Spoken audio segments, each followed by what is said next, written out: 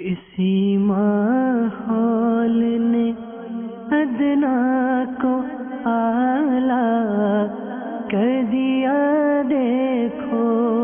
ایک شخص نے حضور نبی پاک صاحب الاولاق سیاح افلاق صلی اللہ تعالی علیہ وآلہ وسلم سے حسن اخلاق کے متعلق سوال کیا۔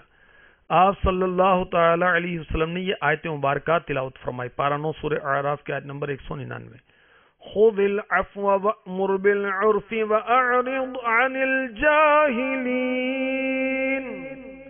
ترجمہ کنز الایمان، اے محبوب معاف کرنا اختیار کرو اور بھلائی کا حکم دو اور جاہلوں سے منہ پھیر لو۔ پھر ارشاد فرمایا حسن خلق یہ ہے تم قطع تعلق کرنے والے سے صلہ رحمی کرو، جو تمہیں محروم کرے اسے عطا کرو اور جو تم پر ظلم کرے اسے معاف کر دو۔ حضرت سیدنا عبداللہ بن مبارک رحمۃ اللہ تعالی علیہ فرماتے ہیں خندہ پیشانی سے ملاقات کرنے، خوب بھلائی کرنے اور کسی کو تکلیف نہ دینے کا نام حسن اخلاق ہے۔ ہمارے آقا علیہ الصلوۃ والسلام کی تشریف آوری کا ایک مقصد یہ بھی ہے کہ لوگوں کے اخلاق اور معاملات کو درست کریں اور ان سے برے اخلاق کی جڑیں اکھاڑ دیں اور بہترین اخلاق پیدا کریں۔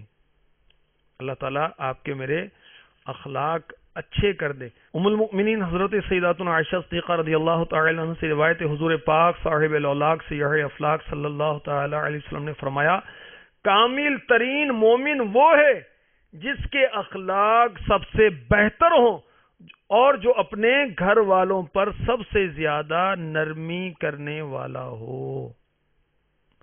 حضرت سیدنا ابو ہریرہ رضی اللہ تعالی عنہ سے روایت نبی کریم صلی اللہ تعالی علیہ وسلم نے فرمایا کیا میں تمہیں نہ بتاؤں کہ تم میں سے بہترین شخص کون ہے؟ عرض کیا کیوں نہیں یا رسول اللہ صلی اللہ تعالی علیہ وسلم؟ فرمایا تم میں سے عمر رسیدہ اور زیادہ حسن اخلاق والا۔ رحمت للعالمین صلی اللہ تعالی علیہ وسلم نے فرمایا مومنوں میں کامل ترین شخص وہ ہے جو ان میں زیادہ اچھے اخلاق والا ہے، اور تم میں سے بہترین شخص وہ ہے جو اپنے اہل خانہ کے معاملے میں بہتر ہو۔ ایک روایت میں ہے صحابہ کرام علیہم رضوان نے عرض کیا یا رسول اللہ صلی اللہ تعالی علیہ وسلم انسان کو عطا کی گئی سب سے بہترین چیز کون سی ہے؟ فرمایا حسن اخلاق۔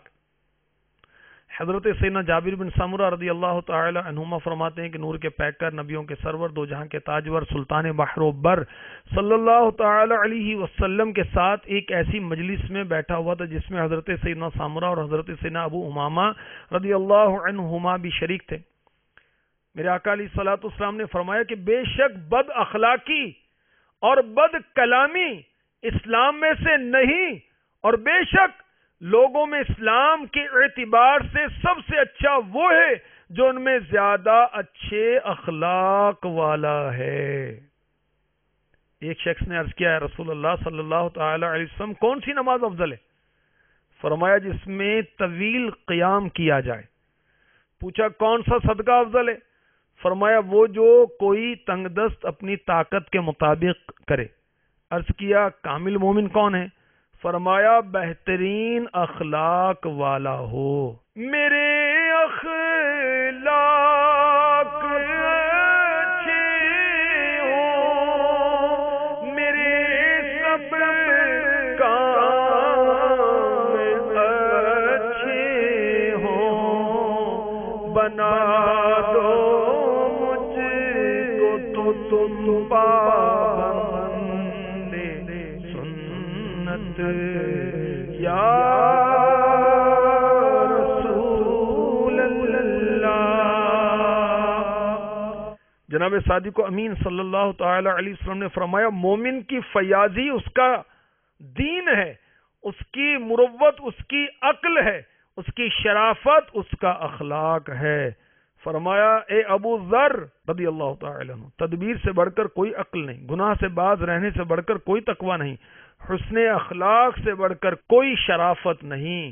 فرمایا میرے آقا علیہ الصلوۃ والسلام نے قیامت کے دن تم میں سے میرے سب سے زیادہ قریب اور زیادہ محبوب وہ شخص ہوگا جس کے اخلاق اچھے ہوں گے۔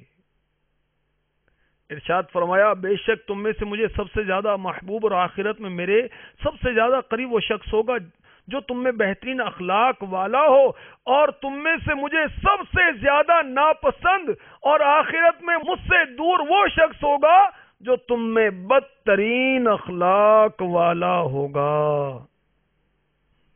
جو تعلقات منقطع کرتے ہیں، جھگڑے کرتے ہیں، ڈانٹتے رہتے ہیں، سختی گرمی کے علاوہ ان کا کوئی کام نہیں، وہ ڈریں۔ جو مسلمانوں کو تکلیف دیتے ہیں وہ ڈریں کہ قیامت کے روز آقا علیہ الصلوۃ والسلام سے ہم دور نہ ہو جائیں۔ حضرت سیدنا ابو ہریرہ رضی اللہ تعالیٰ عنہ فرماتے ہیں شہنشاہ مدینہ صلی اللہ تعالی علیہ وسلم سے لوگوں کو کثرت سے جنت میں داخل کرنے والے عمل کے بارے میں سوال کیا گیا۔ فرمایا اللہ عز و جل سے ڈرنا اور حسن اخلاق۔ پھر رسول اللہ صلی اللہ تعالی علیہ وسلم سے کثرت سے جہنم میں داخل کرنے والی چیز کے بارے میں سوال کیا گیا۔ فرمایا منہ اور شرمگاہ۔ میرے آقا علیہ الصلوۃ والسلام نے فرمایا قیامت کے دن مومن کے میزان میں حسن اخلاق سے زیادہ وزنی کوئی شے نہیں ہوگی۔ ارشاد فرمایا یہ اخلاق اللہ کا عطیہ ہے۔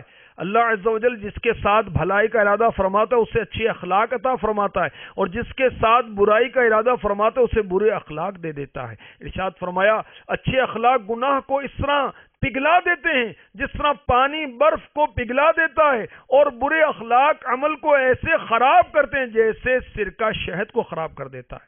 اسی ماحول نے ادنا کو اعلیٰ کر دیا دیکھو۔